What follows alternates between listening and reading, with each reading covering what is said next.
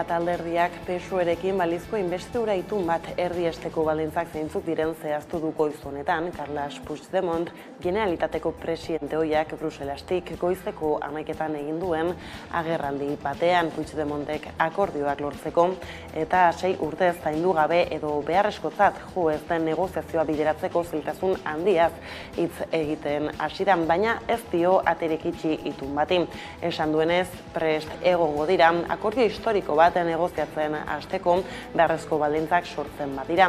Bada baldintza horien artean ondokoak aipatu ditu Puigdemontek, independentismoaren zilegitasun demokratikoa aitortzea eta errespetatzea, independentismoaren eta independentisten aurkako bide judiziala erabat uztea amnistia lege batekin, akordioak betetzen direla egiaztatzeko mekanismo bat sortzea, negoziazioen hasieratik martxan egongo dena eta giza eskubidei erreferentzia egiten diete nazioarteko tratatuak eta aitorpenak mugatzat ezartzea.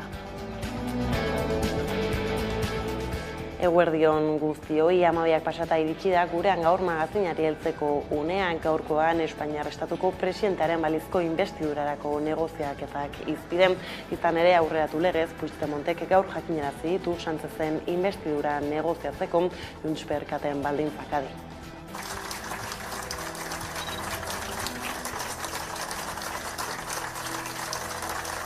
Que si hi ha acord, aquest ha de ser un acord històric. Un compromís històric. Un compromís com el que cap règim ni govern espanyol no ha estat capaç de fer realitat, malgrat alguns intents, des de la caiguda de Barcelona l'11 de setembre de 1714 i el decret de nova planta que va abolir les institucions i les constitucions catalanes i que va iniciar la persecució de la llengua catalana. Per tant, no sorprendrà ningú que digui que avui no existeixen les condicions per arribar a aquest gran acord.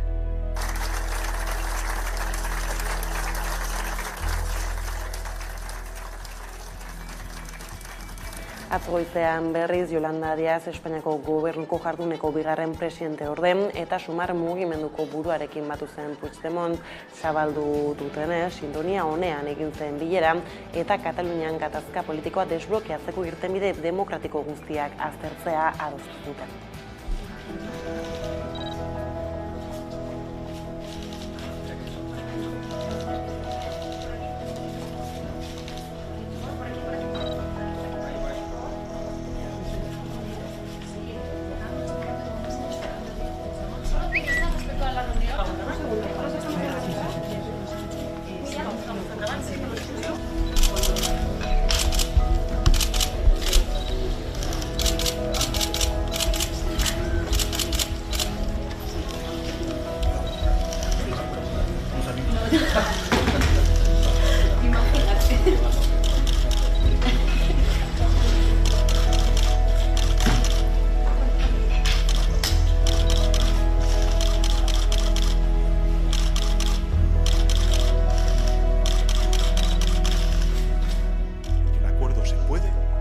debe y se va a alcanzar. Sisplau, hauríem de sortir. Sisplau.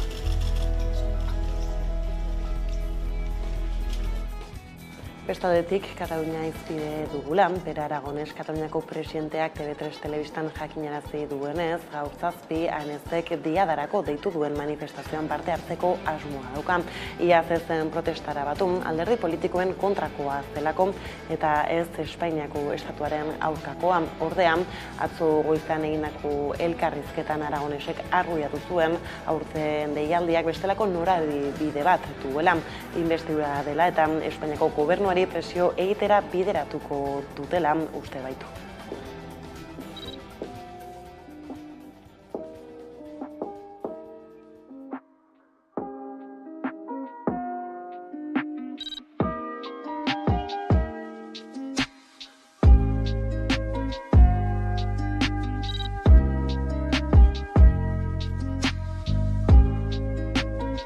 Crec que a més aquest any està molt enfocat cap a la pressió cap al govern espanyol en ocasió d'aquesta investidura, recordant quin és el nostre objectiu, que és la independència del país i tot el que hem d'aconseguir, no només avançar cap a l'amnistia, sinó també a resoldre el conflicte polític amb l'Estat. És a dir, Catalunya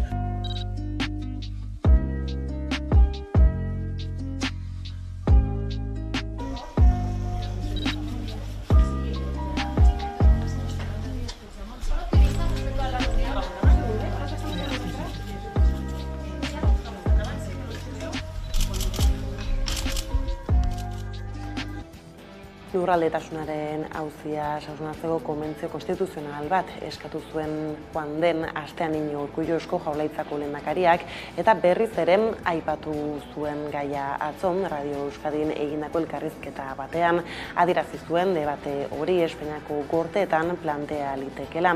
Zehazki lehendakariak proposatu du Espainiako gobernua premiatzea konbentzio horretara dei dezan parlamentuko ekinaldi baten bidez.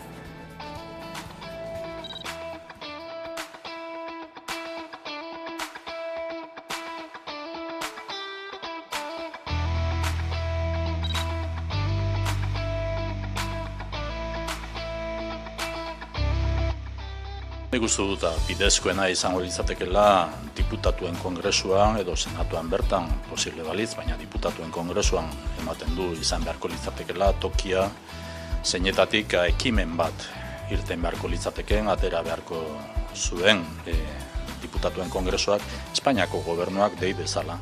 Olako konbentzio konstituzional batetan parte hartze nortzuk izan beharko liratekeen.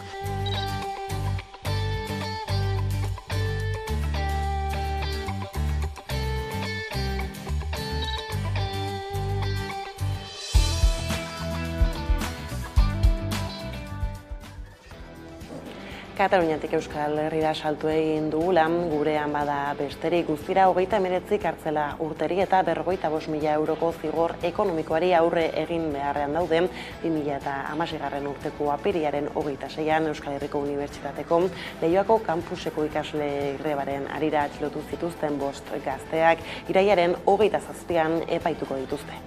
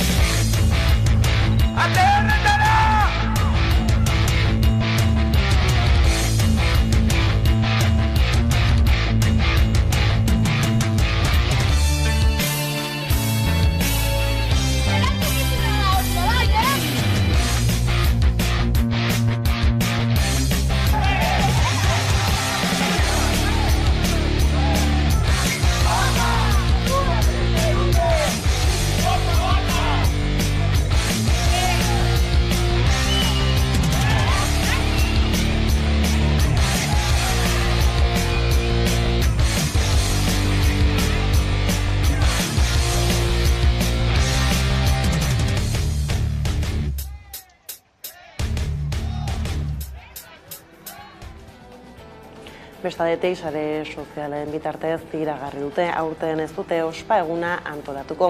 Urteroko ohiturari jarraikiz, iraileko lehen astean egitekoa zen ekinaldia Altsasun, baina antolatzaileek ohar batean adierazi dutenez bertan bera utzi dute. Ez dute argitu erabakiak aurtengo aldiari soilik eragingo dion edo etena behin betikoa izango den.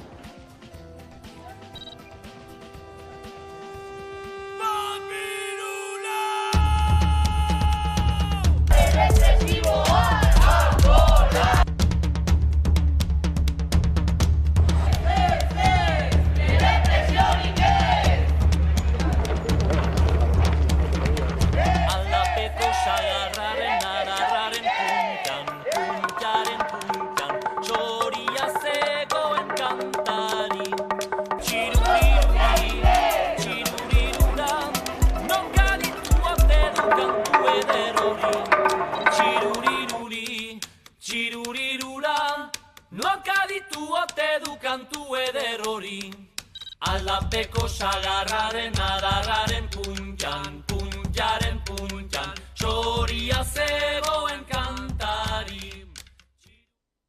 Eta Nafarroan garela Iruñera joko dugu orain, bertan baita Leire Martinez lankidea.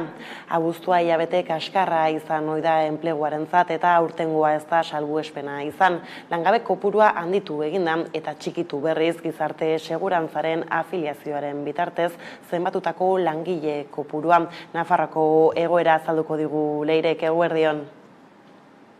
Berdin, Karol, zer moduz, hasi dugu guk ere ikasturtea. Eta zuk ongi erranduzun gixan Nafarroan abuztuko langabeziaren datuak ezagutu ditugu eta lerroburu bat erran beharko bagenu hause litzateke. Abuztuan sinatutako 4 kontratuetatik 3 aldi batekoak izan dira. Enplegu zerbitzu publikoak argitaratutako datuen arabera, langabezia ez da jaitsi eta langaben erdiek ez dute langabezia prestaziorik kobratzen. Eta enplegu zerbitzu publikoak argitaratu dituen datuetan ere, errandigu langabezia tasari dagokionez 9% izan dela, Europar Batasunekoa baino handiagoa noski, eta uztaileko aldiz ia 6%. Agorrileko datuek Nafarroan langabezia kopurua ez dela apenas mugitu erakutsi dute. Langabeen kopurua 29.164 personakoa da. Langabezia tasari dagokionez 9%koa da. Europar Batasunekoa baino askoz handiagoa. Uztailean 5.9 izan zen. Espainiako ministerioak emandako datuen arabera, sinatutako kontratuen 76% aldi baterakoak izan ziren. Hau da, Agorrian sinatutako 4 kontratutatik 3 baino gehiago aldi baterakoak izan ziren. Nabarmentzeko bertze datu bat da langabezian inskribatutako lagunen 44%ak ez duela langabezia prestaziorik kobratzen. Eta soilik 24%ak kobratzen duela kotizaziopeko prestazio bat. Hortaz, kontratazioaren datuek egiaztatzen dute egun enpleguaren kalitatea ez dela ona. Langatazkei helduta berriz, Nafarroko Korreoseko garbitzaileak greba mugagabean dira abuztuaren 28tik besteren artean, nominen ordainketaren atzerapena bada arrazoi nagusietako bat. Zer gehiago dakigu, Leire? Bai, Karol, pasaren astetik greban dira Nafarroako Korreoseko garbitzaile guztiak. Lantaldearen 100%. Izan ere, abenduaren 15tik limpieza.cordoba enpresak hartu zuen Korreoseko garbiketaren kudeaketa eta orduztik irregulartasunak bertzerik ez dituzte salatu langileek. Nomina kobratzerakoan atzerapena, kudako aparteko ordain saria ere ez dutela jaso errandute, eta noski greba bukatzean pilatutako zikinkeria hori guztiare garbitu beharko dute garbitzaileek. Konzentrazioa egin zuten atzo, gure gibelean dagoen Iruñako Korreoseko egoitzan, justo hementxe bertan, eta aipatzekoa da ere, greba mugagabe honetara ere batu direla Galizia eta Errioxako langileak ere.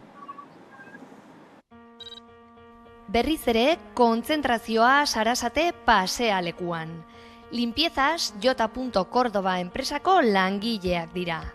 Korreosek Nafarroan dituen bulegoak garbitzeko zerbitzuaren esleipedunaren enpresapean garbiketa zerbitzuan aritzen diren garbitzaileak. Izan ere, greba mugagabean hasi ziren Agorriaren 28an. Nominen ordainketa atzeratzeagatik protesta egiteko. 50 langileak uztailan hasi ziren elkarretaratzeak egiten Iruñeko Korreosen egoitza nagusiaren aintzinean. Soldatak berehala ordaintzea eskatzeko eta gainera Agorriaren ondarrean greba mugagabean hasi ziren. Horretaz gain, langileek salatzen dute Limpiezas J.Cordoba enpresak garbiketaren kudeaketa hasi zuenetik irregulartasun haunitz izan duela. Sí. En principio, que nos paguen todo lo que nos deben, pero nosotros lo que queremos es que Correos les rescinda el contrato por todas las irregularidades que durante estos días ya os hemos ido comentando. Langileek ez dute udako aparteko ordainsaria jaso. Ez joan den uztaileko soldata, ez da Agorrileko nomina ere. Horri maiatzetik izandako atzerapenak gehitu behar zaizkio eta soldataren ordainketan izandako akatsak. Momentuz beraz, garbitzaileak borrokan, Nafarroan.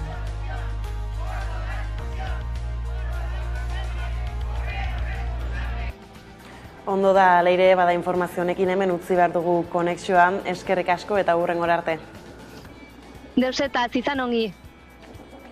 Eta orain Nafarroatik Arabara salto, lan gatazkekin jarraikin, Glavista Autoglas enpresako langileek erakundei laguntza eskatu diete enpresaren itxiera saiesteko. Urtarrietik Laudion kokatuta dagoen lantegiko beharginak hartzeko dunen konkurtsoan dauden eta aldi baterako enplegu erregulazio espedientea hilaren 30ean amaitzen zaie. Nerea Garziak azalduko digu. Autoglas Glavista enpresak aizetekoak fabrikatzen ditu eta Aialan Laudion 240 langile ditu.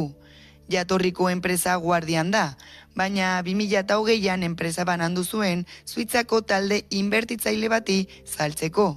Hala ere soilik saldu zituen langileak eta makinak eta lursaien titulartasuna oraindik Guardian enpresakoa da. Urtarrilean hasi ziren arazoak Laudioko enpresan, hartzekodunen konkurtso batean sartu ziren. Zenbait hilabeteren ostean enpresa bat azaldu zen, Javier García gidatzen zuena hain zuzen ere, hau da, Guardianeko zuzendarioia. Garziaren asmoa zen enpresak aizetekoak fabrikatzen jarraitzea, baina Estatu Batuetako Guardianek oztopatu du. Lursaien titulartasuna ez du saldu nahi, beraz enpresa berriak ezin du prozesua aurrera eraman. Autoglas Glavistako langileek zenbait mobilizazio egin dituzte egoera salatzeko. Izan ere 240 langile ditu enpresak eta hilaren 30ean aldi baterako enplegu espedientea amaitzen da. Momentu horretan iraungitzeko erregulatzeko enplegu espedientea ezarriko da. Astelehen honetan enpresako langileak atera dira kalera Aialako pentsiodunekin batera laguntza eskatzeko. Erakundei batez ere Eusko Jaurlaritzari eskatzen diete parte hartzea. Hori dela eta, hilabete honetan bilduko dira Jaurlaritzarekin 240 langileen kaleratzea eta enpresaren itxiera saiesteko. Aiala eskualdeko ekonomiarako kolpe latza izango litzateke. Tubos Reunidos enpresan aldi baterako enplegu espedientea ezarri da eta 2021ean Balbo Spain enpresa itxi zuten besteak beste. Beharginen bueltakoa kalam ekonomia arlotik bada besterik duela urtebeteko iragarpen ekonomiko txarrak ez dira bete. Hala ere ekonomiaren erreserbak agortzen joan dira eta inflazioak interestasek gero eta indar handiagoz gora egin dute. Igoerak pilatzen joan dira eta gero eta pisu handiagoa dute familiaren aurrekontuetan. Aiera Durreta. Duela urtebeteko iragarpen ekonomiko txarrak ez dira bete. Egongo aurreikuspenak ez dira hain negatiboak, hala ere ekonomiaren erreserbak agortzen joan dira eta inflazioak eta interestasek gero eta indar handiagoz gora egin dute. Izan ere, duela urtebete inflazioa 6,5 ingurukoa zen Nafarroan eta 5,5koa Araba, Bizkaia eta Gipuzkoan. Eta energiaren prezioek gora egiten jarraitzen zuten. Baina Madrilgo gobernuak bizitzaren garestitzea arintzeko hartutako neurriek inflaziori eusten lagundu zuten. Hori bai, ekarpen handiago egin zioten inflazioaren jaitzirari interes tasei baino. Hala baina Europako batzordeak jada adierazi du urte amaierarako neurri horiek kendu beharko direla eta zorra murrizteko erabiltzen diren baliabideak erabili beharko direla. Baina egoera ez da ona. Lehen ekonomiak erreserbak zituen eta une honetan ia agortuta daude. Espainiako bankuaren kalkuluen arabera, aurten 19.500 milioi euro kendu dituzte familiek bankuetatik. Hau da, banku gordailuen 2% murriztu dute. Enpresen kasuan murrizketa are handiagoa izan da. Uztailean 4,2% murriztu baitziren aurreko urtearekin alderatuta. Inflazioa kontrolpean dagoela dirudien arren etengabe hasi da eta igoerak pilatzen joan dira. Eta gero eta pisu handiagoa dute familien aurrekontuetan. Elikagaiak 1,25 igo dira, lehorteak, klima aldaketa eta baita espekulazioaren ondorioz ere. Inflazioari aurre egiteko aitzakiarekin, Europako Banku Zentrala interes tasak ia 0tik igotzen hasi zen. Baina euroguneko inflazioan ez du eraginik izan neurriak, bai baina hipotekatutako familien gastuetan. Familia gastu guztiak izugarri igo dira, baina ez da gauza berdina gertatu diru sarrerekin. 2022an 2% igo ziren Araba, Bizkaia eta Gipuzkoan eta Nafarroan 6,6%. Igoera horiek nola nahi ere ez dute bizitzaren kostuaren gorakada konpentsatu. Mende Laurdeneko bidea egin du jada Neiker ikerketa eta garapeneko zentroak nekazaritza, abeltzaintza eta basogintza alorretan aritzen da erakundean sektorea berritzen eta garatzen laguntzeko helburuarekin. Badorain ere badu ikerketa bat eskuen artean, behien metano isuriak neurtzen ari da Neiker, murrizten ari diren egiaztatzeko udane arbeo. Neiker nekazaritza ikerketa eta garapenerako euskal erakundeak 25 urte bete ditu. Zentro hau lehen sektoreak aurrera egiteko soluzio teknologikoetan espezializatuta dago. Eta bere misioa da lehen sektorean dauden enpresa guztiei, bai abeltzaintzan arloan, zein baita ere forestal arloan, baita ere lehen produkzio arloan, behar izan dituzten soluzioak zientziako ezagupena erabiltzea eta hor mahai gainean jartzea eta soluzio horiek praktikan jartzeko aukerak izatea. Funtsezkoa da nekazaritzako elikagaien sektorea egungo krisi klimatikoaren ondorio kaltegarrei aurre egiteko sistema emankorrago, jasangarriago eta erresistentagoetara aldatzea. Elikadura izango baita datozen hamarkadetan aurre egin beharreko erronka nagusietako bat. Eta egokitze horretan Neikerrek 25 urte egin ditu nekazaritza, abeltzaintza eta basogintzako berrikuntzan. Uste dut Neikerren ezaugarri edo berezitasun bat izan dela gauza hau. Nola aurreratu etorkizunean etorriko diren berriei aurre emateko eta ezagupena sektorari mahai gainean jartzeko. Une honetan behien metano isuriak neurtzeko lanean ari dira. Greenfit aurkeztu berri dute hausnarkarien abeltzaintzaren jasangarritasuna errazteko sartutako azken baliabide teknologikoa. Ekipamendu horrek aukera ematen du behien metano emisioak neurtzeko, eta horrela elikadura utak eta genetiko eta maneiua behien metano emisioak murrizteko fruituak ematen ari diren egiaztatzeko. Behien metano emisioak neurtzeaz gain abeltzaintza deskarbonizatzen laguntzeko proiektuak, mikroalgen labore alternatiboak etorkezuneko mantenu gaien eskarei erantzuteko eta nekazaritzaren eta abeltzaintzaren iraunkortasuna bermatzeko azterketak bultzatu ditu Neikerrek 1998an sozietate publiko gisa sortu zenetik.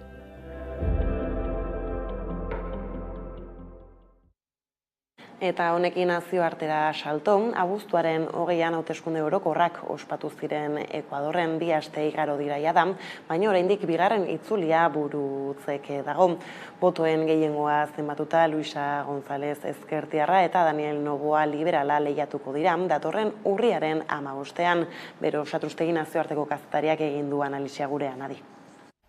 Alaxe da gaur Ekuadorrera begira jarriko gara, egia da abuztuaren 20an ospatu zirela hauteskundeak, baina oraindik bigarren itzulia gelditzen da urriaren 15ean izanen dena eta gertutik jarraitzeko aukera izanen dugu.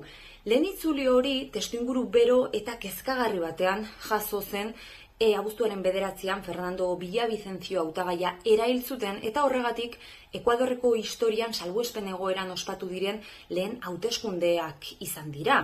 Villavicenciorena azkena izan arren ez da testuinguru politikoan aurten eman den erailketa bakarra.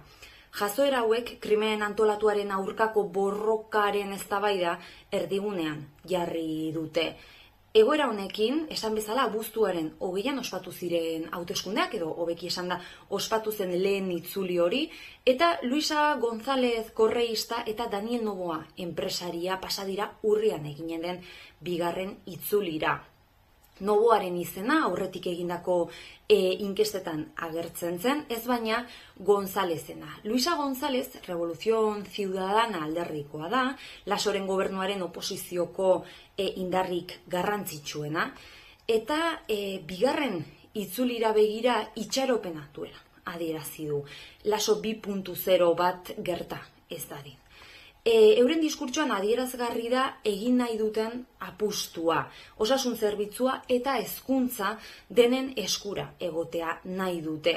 Lehen aldia da gainera, emakume batek Ekuadorreko hauteskunde orokorretan lehen itzulian horren 100% altua lortzen duela, 23%, baino gehiago. Bestetik, Novoarentzat ez da egoera berria, etxetik datorkio nolabait, aita Álvaro Novoa 5 aldiz aurkeztu zen hautagai gisa. Daniel Novoa enpresaria da eta Ekuadorreko elite aberatsaren artean ezaguna da. Lehen itzulia botoen 24% lortu zuen. 2 ideia eta ia muturreko 2 proposamen aurrez aurre herrialdeak segurtasun krisi oso larri bat sufritzen duen honetan. Gauzak ala segurtasun krisia zaritu da Satrustegi, hain justu hautagaiek duten erronka nagusietako bat da hori. Esan bezala segurtasuna ezbaian jarri da batez ere kanpainan jasotakoarekin, hala ere izozmendiaren tontorra besterik ez da. Herritar gehienentzako segurtasunaren afera da politikatik heldu beharko litzatekeen kezka nagusia. Azken 3 urteetan narkotrafikoaren presentziak nabarmen egin du gora, batez ere Pazifiko aldean eta tokiko kontrola lortzeko borrokan dihardute talde hauek eta honek indarkeria egoerak sustatu ditu. Datu ofizialen arabera 2023an 4.500 erailketa baino gehiago jaso dira. 2022an jasotako 4.600etatik oso hurbil da. Joerakala jarraitzen badu, munduko herrialderik biolentoenetakoa bihurtuko litzateke Ekuador. Nazioartekoak horrela iritsi da gurean gaur magazinaren lehen atalaren bukaera, eguneko elkarrizketa nagusiari heltzeko laster gara bueltan.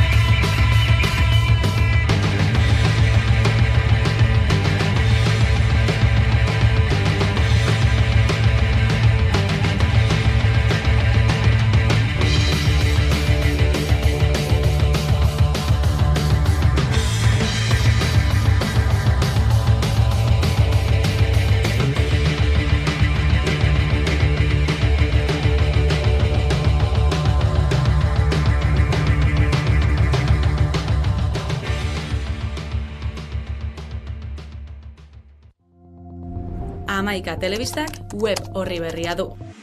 Aktualitatea, saioak, podcastak, programazioa eta gehiago aurkituko duzue bertan. Unean, uneko edukiak zuzenean edo nahieran nahi duzuenean. Edozein tokitatik Amaika Telebista denon eskura, mugikorrean eta ordenagailuan. Etengabean eguneratzen den informazioa. Hemen amaika.eusen.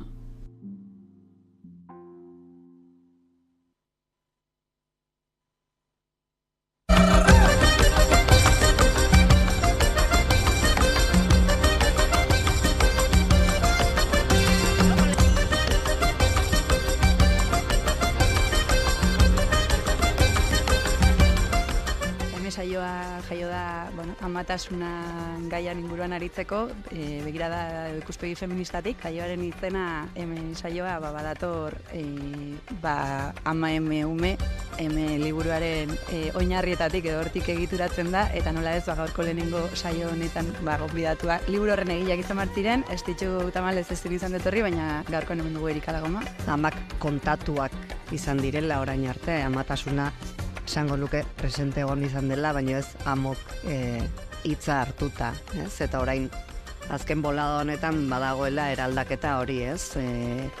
Amak hitz hartzen hasi gara eta amatasuna hitz egiten, ze amak ere egon dira lehenagotik idazten, baina igual ez dute beren beregi amatasunaz idatzi.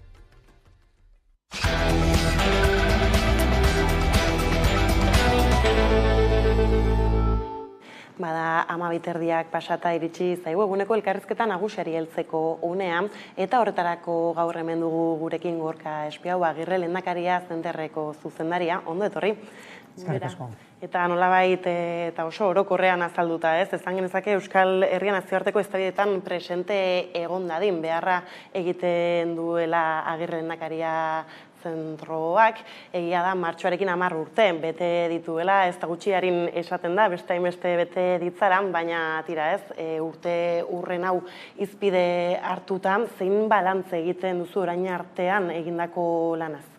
Bai, balantze positiboa egiten dugu, ze, bueno, hori saldu duzunez, Agirre Zenter sortu zen nazioarteko eztabaida horietan egoteko, ezta? Euskal Herria presente izateko nazioarteko eztabaida sakon horietan.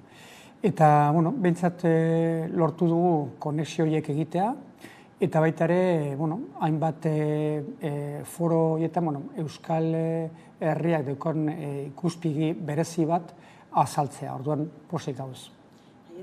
Euskal Herriari txikitik erreparatzen diogula askotan eta arraroara egiten zaigu, ez? Euskal Herriak zein leku hartu dezaken nazioartean gaur egun zein da posizio hori edo nola azal daiteke? Euskal Herria berezia da zentzu askotan, baina egia da nahiz eta oso txikiak izan, nahiko ambizio maila altua izan dugu historian zehar, gauzak egiteko eta eztabaida horietan parte hartzeko. Orduan, guretzat importantea da mantentzea, ambizio maila hori. Orduan, momentu honetan, giza garapen iraunkorraren inguruan dagozen eztabaida horietan, oso eztabaida importanteak direz, eguneroko arazo guztiekin lotuta daude, hau da, krisi klimatikoa, zahartze prozesuak, enplegua, ezberdintasuna, horrelako fenomeno guztiak giza garapen iraunkorrarekin lotuta daude. Orduan, guretzat importantea da jakitea nazioarte mailan eztabaida horietan zer esaten ari den, eta gero parte hartzea perspektiba propio bategaz. Bestela, egongo gara errepikatzen beste batzuk esaten dutena, eta badakigu horrelako irtenbide berriak bilatzeko erantzun propio bat eman behar diogu. Orduan, hori da saiatzen ari garena, ikasi eta baita ere gure iritzia emon. Premisa horri helduta, karo ez, aipatzen genuen hasiera nola zentroak berak 10 urte bete dituen, hasieratik ona aldaketa nabarmenik eman da? Bai, aldaketarik importantena gure ustez da, hasieran euskal eredua edo euskal kasua hitz egiterakoan oso jende hitz egiten zauen horretaz, ezta? Eta gaur egun Euskal Herrian bereziki iaia alderdi guztiak, hainbat sektore normaltasunez hitz egin dute horretaz. Horren ez dakigu zehatz-mehat zer esan nahi duen, ezta? Baina behintzat kokatu egin dugu eztabaidan horrelako fokoa. Hau da, badago gauzak egiteko modu bat, historian zehar presente dena, eta modu hori etorkizunari begira izugarrizko balioa izan dezake, erantzun berriak planteatzeko. Orduan, lortu dugu, balorea emon euskal eredu horreri, zientifikoki demostratu egin dugu horren atzean badagola evidentzia bat, hau da, Euskal Herriak lortu duela transizio sozioekonomiko oso potente bat egin baldintza larrietan, eta horreri deitzen diogu euskal eredua. Hau da, zelan euskaldunak lortzen dugun horrelako krisi sistemiko horiei erantzun ezberdina emotea. Lortu dugu pizkat hori demostratzea, eta gero hasi esperimentazio guneak sortzen. Hau da, ez dakigu Euskal Herriko urrengo transformazioa zelan izango den, baina bai posiblea da esperimentazio guneak generatu eta elkarrekin hasi transformazio hori bultzatzen. Eta aipatzen duzunez, euskal eredu hori bada erraminta bat bere horretan nazioarteko eztabaidetan eragiteko, ala beste elementu batzuei erreparatzen zaie? Momentu honetan gauz 15 herrialde ezberdinetan lan egiten. Nazio Batuekin, Europar Komisioarekin, hainbat nazioarteko erakunderi. Eta erakunde guzti horiek ikusten dabe gure esperientzia adibide oso interesgarri bezala, munduan dagozen oso egoera ezberdinei erantzun propioak emoteko. Hori da interesantena. Ze ikusten dabe normalean krisi sakonak eta sistemikoak direnean, gu orain dela 40 urte bizitakoak bezalakoak, hau da krisi ekonomikoa, soziala, violentzia eta horrelako egoeretan dagozen herrialdeak, zailtasuna asko dauzkate transformazio bat egiteko. Guk lortu genuen egoera horretatik pasatzera, perfektua ez den beste egoera batera, baina giza garaupen iraunkor perspektiba batetik lortu duguna oso importantea da. Orduan, han dago interesa, ez hainbeste kopiatzeko guk egin duguna, ze herrialde bakoitzak bere soluzio propioak bilatu egin behar ditu. Baina bai zelan, eta hori da euskal eredua, Eta guk gure ustez horren atzean dago kultura bat, gauzak egiteko kultura bat, eta kultura da espresio bat, gizarte baten espresioa. Eta dago balore batzuekin lotuta. Hori da guk ikertu egin duguna eta gero praktikara eramaten duguna. Eta horren atzean dago adibidez berdintasunaren aldeko apostu bat.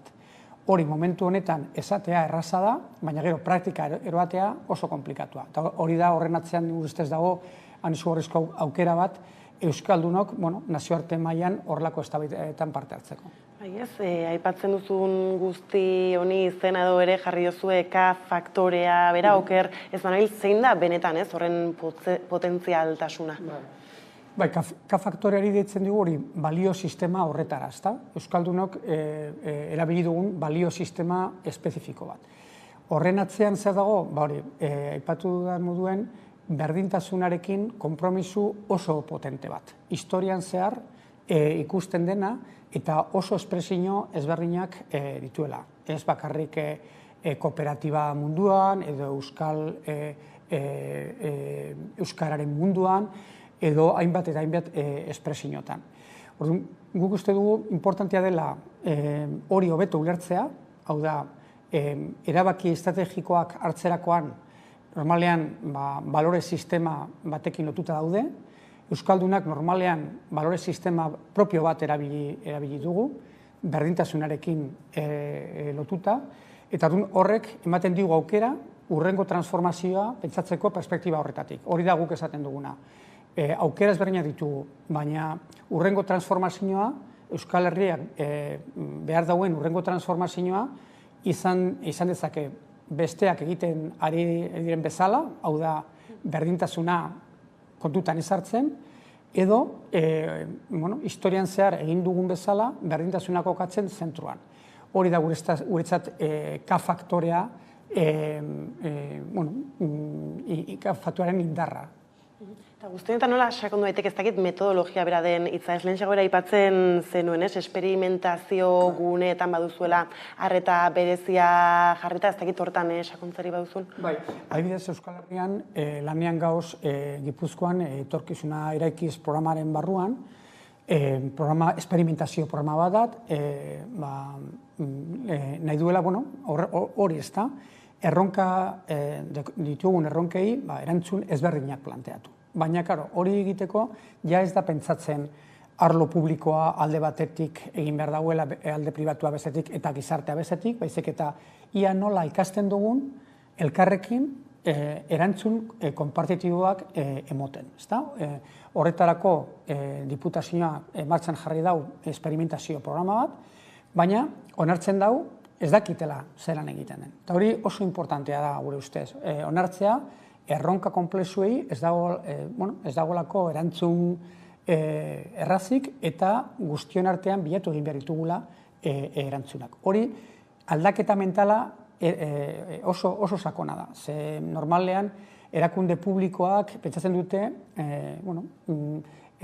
soluzioa beraiek bilatu egin behar dutela edo jakin behar dutela zein den erantzuna. Eta momentu honetan ez dago erantzun simplerik. Ez arlo publikoan, ez arlo pribatuan eta ez ere gizartean. Elkarrekin lortu egin behar dugu erantzun horiek bilatzen. Orduan, Gipuzkoan adibidez, gauz hori prozesu horiek elikatzen, baina balore sistema hori kokatzen zentruan. Hau da, adibidez, Gipuzkoan, helburua ez da bakarrik transizio bat martxan jartzea, baizik eta Europa mailan berdintasuna eta ezberdintasun gitzien herrialdea izatea. Hori oso interesantea da, ze momentu honetan nazioarte mailan iaia herrialde guztiak saiatzen ari dira transizio hauek egiten, baina inork ez daki zelan egiten diren berdintasuna kokatzen zentruan. Hori da gure ustez interesantena, eta K-faktorea edo gure euskal eredua ematen dauz hainbat pista, pizkat hori zelan egiten den ikasteko. Zunen arabera klabea bada erakundeen eta gizarte zibilaren arteko elkarlana bera, ala ere, aipatzen zenuen ere, jauzi nahiko handia bai suposatzen duela, agian izango da, gauzak nola erreparatzen ditugun eta perspektiba bera aldatzea, zer nolako oztopoak agertu izan zaizkizue? Aldaketa izugarria da, eta da aldaketa mentala. Horrezegatik guk esaten dugu K-faktorea zein garrantzitsua den. Ze batzuetan pentsatzen dugu arazoa dela dirua, ezta? Inbertsiorako aitasuna, edo arazoa dela legedia, edo arazoa dela ez dakiz zer, ezta? Baina gure ikerketaren arabera eta hori nazioarte mailan gero eta gehiago aipatzen da, horrelako transizioak eta transformazioak egiteko importantena da hori mentalitatea. Hau da, ze motako kultura dagoen herrialde horietan eta balore sistemak. Orduan, momentu honetan, gure ikerketen arabera ikusten dena da, orain dela 40 urte Euskal Herrian oso erantzun berritzaileak eman zirela, oso disruptiboak, oso potenteak izan zirena, baina, klaro, lortu egin dugu pizkat bizitza kalitatea igotzea. Ez gizartearen sektore guztietan, baina orokorrean hobetu da.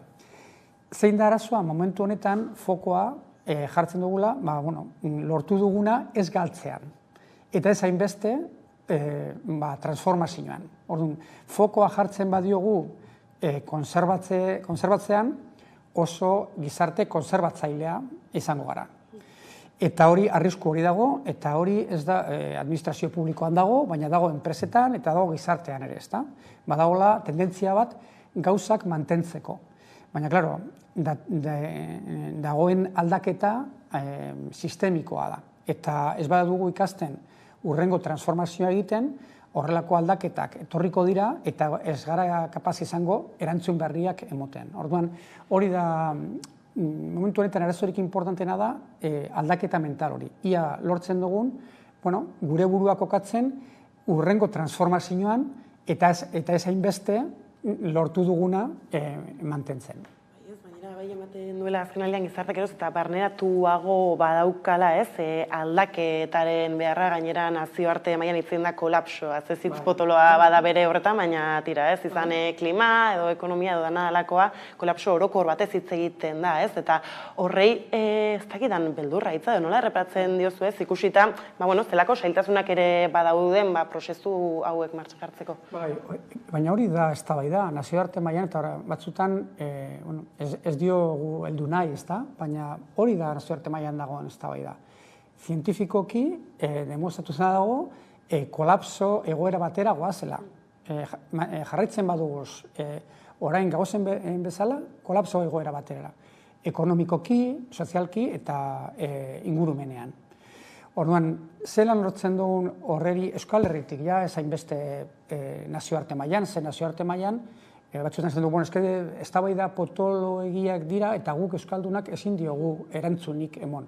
Eta egia da ezin diogu erantzun bakarra emon, baina eztabaida horretan egon behar gara. Eta gure aportazio propioa emoteko aukera dago, eta hori egin dugu historian zehar beste momentu batzuetan. Orduan, importante da, gure ustez, horrelako aldaketa sakonaren beharra, eta pizkat hitz egitea ze motako jarreraekin erantzuten diogun. Gu batzutan zen dugu, bi aukera dagoela, hau da, plan estrategikoaren logika, eta plan estrategikoaren logika da, esatea, hau da arazoa, eta badaki zein den erantzuna, eta orduan egingo dugu A, B, C eta D. Baina, klaro, horrelako krisi sistemiko bat datorrenean, eta kolapso egoera batean gauzenean, horrelako plan estrategikoaren mentalitatea ez du ezertarako balio. Ze inork ez daki A, B, C, D horiek zeintzuz diren. Orduan, ikasi egin behar dugu, horrelako esperimentazio guneak generatzen, A zer den ikasten, eta segun eta zer ikasten dugun B pasatzera, edo gero bueltatu A-ara, edo C batera. Eta hori da guretzat aukera. Euskal Herria eskaintzen badugu munduan zehar esperimentazio gune bezala, izugarrizko aukera dekogu ezagutza arloan Euskal Herria kokatzeko nazioarte mailan foro horietan.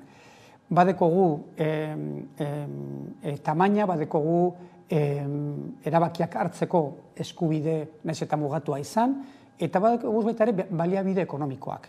Orduan, gure apostua da, pizkat Euskal Herria kokatzeko nazioarte mailan esperimentazio gune aurreratu bezala. Eta horrek emango dugu aukera baita ere, horrelako mentalitateak aldatzeko. Aipatzen duzunaren kontrara, beste aldetik erreparatuta, lehen ere aipatzen zenuen, gizarte kontserbadore bat geratzearen bere orokorretan hitz egina zer arrisku ekarriko lituzke erantzunik ezin eman izatea. Esperimentazio hitza konzeptua beldurra ematen du askotan. Orduan gai oso konplexuak dira eta ezin dugu esperimentazio hori. Da hori esperimentazio gasosagaz eta guzti hori. Baina esperimentazioa da zientziak daukan tresnarik hoberena ikasteko. Orduan, planteatzen ari garena da esperimentazio gune zainduak planteatzea. Horrek ez du esan nahi orain hasiko garela esperimentatzen edo zein arlotan eta inolako kriterio barik. Justo kontrakoa guazen automozio industria izugarrizko aldaketa batean dago, eta Euskal Herria eskaintzera gure burua, bai Alemania, Frantzia eta beste batzuk esperimentatzera beste soluzio batzuk bilatzeko. Eta hori da momentu horretan izugarrizko aukera, eta jendea dator eta gagoz horrelako eztabaida horietan kokatuta mundu mailan erreferente bezala. Euskara munduan gertatzen den moduan, hori beste arlo batzutan bebai egin daiteke. Eta guretzat premiazkoa da, bestela joango gara beste batzuk planteatzen dituzten erantzunak adoptatzen. Beraz, aipatu dituzun guztiak aintzat hartuta nolabait ez laburbildu halko bazen, Euskal ereduak berak gaur-gaurkoz dituen erronka nagusiak batoz lotuta esperimentazio klabe horietan jartzearekin edo beste batzuk ere markatzen dituzue? Momentu honetan, gure ustez, erronka nagusiak dire alde batetik hori, aipatu den bezala gure mentalitate propioa, eta gero baita ere, esperimentazio gune horiek martxan jartzeko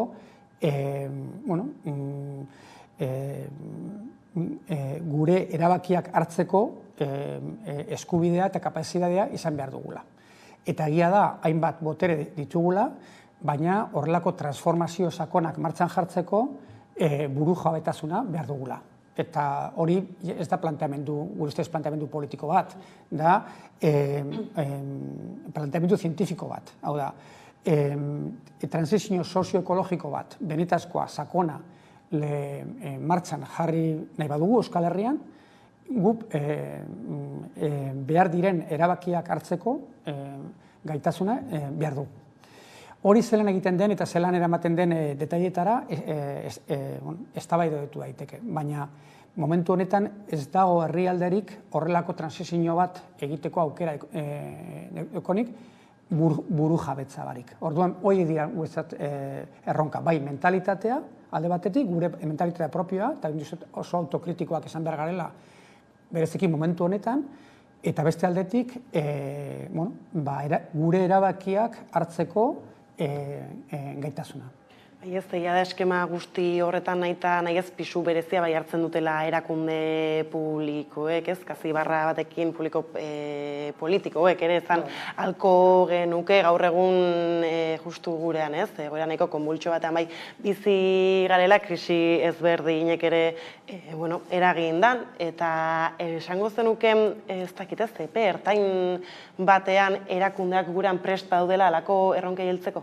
Bueno, gure ustez, erakunde publikoan eta alderdi politikoan gertatzen dena da gizartean gertatzen dena. Isladatzen dago, ez dago batzutan esaten da, ez dutela errepresentatzen. Gure ustez hori ez da egia. Momentu honetan Euskal Herrian bai alderdiak eta erakunde publikoak ordezkatzen dauten gizartean dagozen iritziak eta konportamenduak. Egia da, aipatu dugun bezala, maigainan ditugun erronkei erantzunak emoteko, bakarrik arlo publikotik edo arlo pribatutik ezin dela erantzun. Orduan, ikasi egin behar dugu elkarrekin, gauzak beste modu batean egiten. Adimen kolektiboa aipatzen dugunean, horretaz hitz egiten ari gara. Baina, klaro, onartu behar da, alde batetik, arlo publikoak onartu egin behar dugu, eta alderdi politikoak onartu egin behar dute, beraiek bakarrik ezin dutela, eta hori egia da, kasu askotan ez dela ematen, orain dino, erakunde publiko asko, pentsatzen dute, badakitela zelan erantzun, eta hori ez da egia. Eta gero, arlo pribatuan, bebai, askotan, funtzionatzen dau, horrelako narratiba, berrikuntza arlo pribatuan bakarrik ematen dela, eta arlo publikoak egin behar dauena da enpresei lagundu, ezta? Eta hori ez da egia. Zientifikoki bebai oso demostratu dago benetako berrikuntza arlo publikoa, arlo pribatua eta gizartearekin batera ematen dela. Eta hori bai dela sakoneko aldaketa. Eta bai hori, nik ez dute prozesu bada eta badagoz lehen aipatu den bat adibide, baina oso importantea litzateke arlo publikotik bintzat onartzea beraiek bakarrik ez dakitela, gero arlo pribatua benetan aitortu berrikuntza ez dagoela bakarrik arlo pribatuan, baizik eta benetako berrikuntza elkarrekin ematen dela, eta gero azken zati hori da gizarte bezala zelan konektatzen garen benetako berrikuntza prozesuekin. Eta ez bakarrik gauza txikiak egiten, aldamenean, baizik eta benetan parte hartu benetazko eztabaidetan eta konpromesuak hartu baita ere esperimentazio gune horietan. Aipatu ditugu, ez, erronka orokorrak, nagusiak zeintzuk diren, ez, gure herria klabe horietan jartzeko. Bukatze aldera Gorka, zeintzuk liratezke ordea edo zer du eskaintzeko Agirre lehendakaria zenterrek, ez, 10 urte beteta datozen hamarkadetan. Gure asmoa da alde batetik jarraitzea zientifikoki hobeto ulertzen euskal eredu hori edo ka hori zer den, eta sakondu horietan eta arlo operatibo eta pragmatikora erabaten, ez bakarrik arlo zientifikoan, baizik eta hori zelan eramaten den eguneko kontuetara. Eta gero, gure planteamendu da, jarraitu esperimentazio gune horiek generatzen, bereziki Euskal Herrian. Lehendabiziko hamarkada honetan Egia da, nazioarte mailan egin dugula lan gehiago, Euskal Herrian baino, hori esaten dute normala dela, hasieran errazagoa dela kanpoan lan egitea etxean baino, baina orain Agirre Center sortu zen kontribuzio bat emoteko Euskal Herrian. Orduan, oreka bat lortu egin behar dugu, jarraituko dugu nazioarte mailan lan egiten, ze ikasten ari gara pila bat, eta baita ere, Euskal Herrien esperientzia eramaten dugu foru horietara. Baina gure apostua da, eta eskaintza, da horrelako esperimentazio gune berriak generatzeko Euskal Herrian. Datozen esperientzia berri guzti horiek gertutik jarraituko ditugu Gorka, mila esker gurekin gaur tartetxo hau hartzearren, hurrengora arte. Eskerrik asko. Eta orain jarraian eguneko solasaldiarekin bueltatuko gara.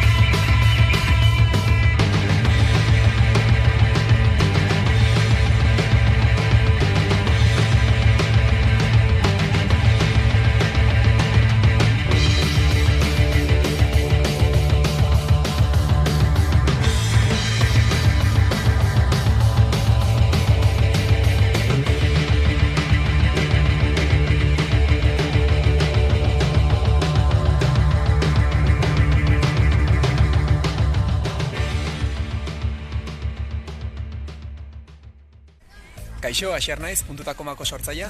Eta ni Ainoa, Naxkerreko gitarra jolea eta abeslaria. Eta gure laguna Karmelerekin, Naxkerreko beste abeslaria dena, dikotomia bestia sortu dugu. Kanta honek tratatzen du gizarteak egunerokotasunean gure buruarekiko sortzen duen presioari buruz, eta horrek ere eragiten digun kontraesanei buruz. Espero dugu gustatzea.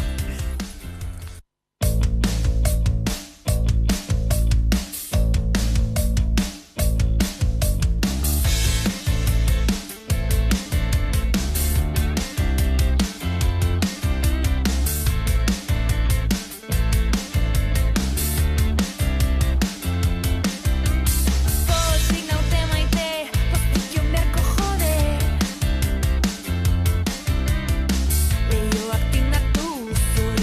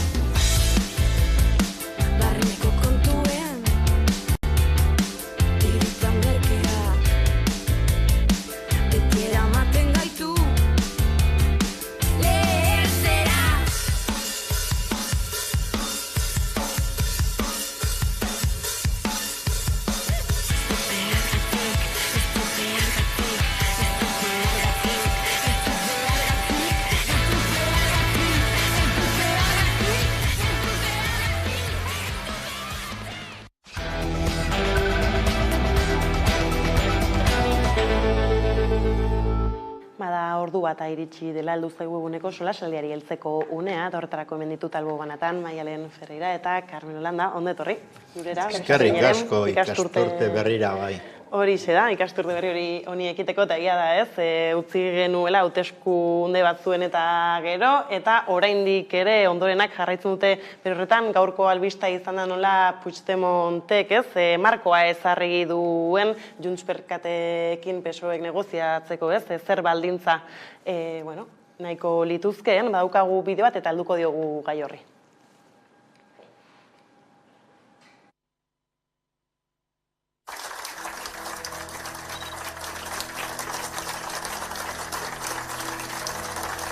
Que si hi ha acord, aquest ha de ser un acord històric. Un compromís històric. Un compromís com el que cap règim ni govern espanyol no ha estat capaç de fer realitat, malgrat alguns intents, des de la caiguda de Barcelona l'11 de setembre de 1714 i el decret de nova planta que va abolir les institucions i les constitucions catalanes i que va iniciar la persecució de la llengua catalana. Per tant, no sorprendrà ningú que digui que avui no existeixen les condicions per arribar a aquest gran acord.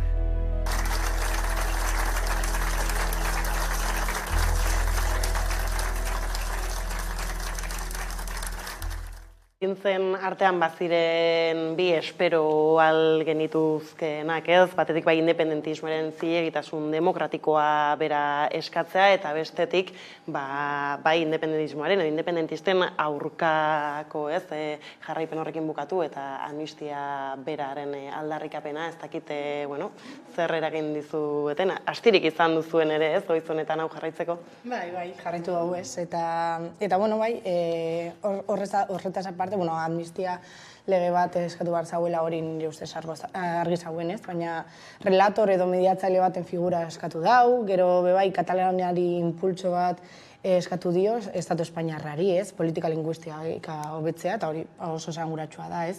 Eta bai, esaldi esanguratsu batzuk aipatu ditu ez, Espainiak nahi badau egin dezake. Hori da bat, eta bestia da, galdetu dago, ez terratik daz, milioika eta milioika pertsona, geroz eta gehiago, ez, Estatu Espainol honek ez diona, edo ez dutela sentitzen errepresentatuta, ez, zer gaitik da. Eta, hori bai, Espainiari erreflexionatzeko ematen dio, ez, ze azkenean, orain, erabaki behar dau.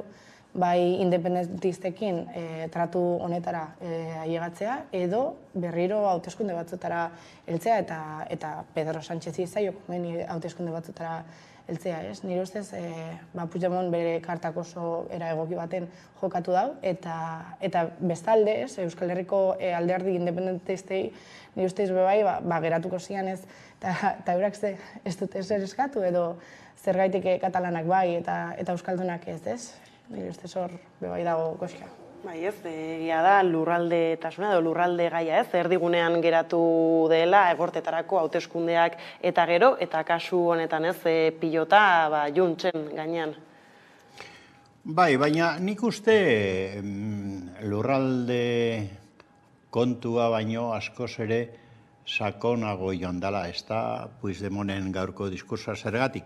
Nik uste aztertu beharko genuke lehenengo ze testuingurutan eman den. Zu pentsazazu, agian oraindik ez dugu analizatu nahiko, ez da pentsazazu ze testuingurutan, hau da, atzerriratu batek, baina era berean presidentea denak edo izan denak, baina batzu diote badela, ze bere kentze hori esen bat ere legitimoa izan, hau da, Kataluniako presidenteak atzerritik eta gogora ekartzen dizkigu beste figura historiko batzuk, ez da? Zentzu horretan, egiten du azterketa bat, baina Espainiako gobernua izan nahi duenak bidaltzen du presidente orde bat berarekin hitz egitera, Bruselara, osea, hori da egoera, ez da? Eta hori gertatu ondoren atzo gaur Puigdemontek egin du bere interbentzioa. Bueno, interbentzioa ez da izan negoziazioa puntu baldintza batzuk ipintzeko, hori baino askoz sakonago izan da, ni jarraitu du zuzenean, eta gero Twitterren ere eskegi dut, ez da, jendeak nahi badu ikusi hor dauka osorik, badago katalanez, da gero egin diote inglesez gehitu hori ere beste datu esanguratzo bat, katalanez egin du interbentzio osoa, eta gero inglesez ematen dira azpitituluak. Beraz, hor dago jarrera bat. Espainiar estatutik oso independentea. Nik uste dut hori dela importantea. Eta egin du irakurketa bat historikoa. Hasi da 1700 eta 14an. Hain justu ere, Estatu Espainiarrak Kataluniari eraso zuzena egiten dionean, kentzen dizkionean, garai hartako konstituzio katalana esango genuke, eta planta berriko dekretua dituak egiten dituenean, da bar. Eta hortik aurrera, Kataluniaren aurka eta Katalanen aurka erasoak etengabeak izan direla, esan du, hau da, kokatu egin du egoera, ezta. Eta horri, aurre egiteko esan du, ez da hemen kontua premia elektoral baten ondorioz akordio bat egitea, ez asko sakonagoa da, berak esan du, itun bat edo konpromiso historiko bat egin behar da Kataluniarekin. Eta gehiago esan du, ez dago gaur egun baldintzarik horretarako, orduan, estatuko indar politikoa prest daude baldintza hori sortzeko, hori da galdera. Orduan, erantzuna ez da bat ere erreza amnistia hitz egin du, baina baita ere autodeterminazioa hitz egin du, baina batez ere hitz egin du ze baldintza politiko behar diren arazo deitzen dena, hau da Espainiak daukan arazoa Kataluniarekin, bide politikotik eta demokratikotik konpontzeko, ez da? Da nik uste zentzu horretan nahiko nukenik Euskal Herrian, Euskal Herrirako antzeko diskurso bat entzutea. Ez da hemen alderdi politikoek edo gratis ematen dituzte botuak, edo eta bestela, halako konbentzio konstituzional bat planteatzen dute. Osea, oso urruti daude. Puigdemontek eta egiten duten analisi sakon eta zuzenetik nik uste dut, ez da? Nik interesa handia daukala uste dut, eta honek zalantzan jartzen duela gobernu barri baten osaketa oso zalantzan jartzen du. Nik ez dut momentuz aurreratzen nire iritzia horretaz, baina uste dut oso zalantzan dagoela une honetan Sánchezek gobernu berri bat osa dezakenik.